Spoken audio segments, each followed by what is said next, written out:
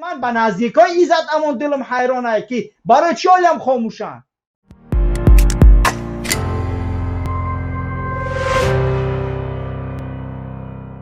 یه آدمی که روی روز دزدی غارت میکنه نمیخواد نمیبرن روز ترمش کنه. ایزد امان در روسیه حمایت ای مهاجر میکرد، ای مهاجر روسیه از مهاجری تجاوز شده.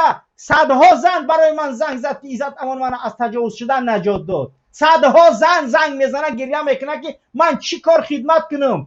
میبخشید من یا پرستیتوت که زن دختر تاجیک هستم ولی من ایزد امان از همین کار خلاص نجات داد.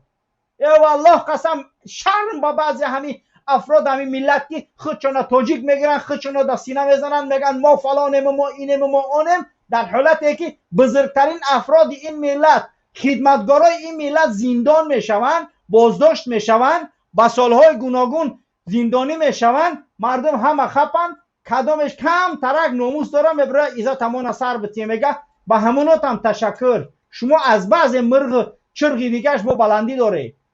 احسن به ناموس غیرت شما مردانی که با مخیزه گپ میزنه میگه آزادی با عزت همونو در کامنتاری ها مینویسه. الله از شما راضی باشه. واقعا هم شما مردانی همین ملت هسته که دلتون به یک برادرتون میسوزه.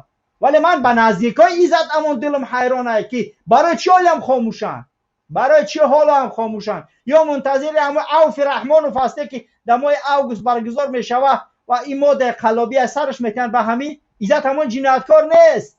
اوی خشتبارش، اوی نزدیکاش، ایزد امان جنایتکار نیست، ایزد امان قلاب نیست، قلاب نیست. او برای چی شما خاموش یکی او را باید در عفو نجاتش بتین؟ چی جنایت کرده است؟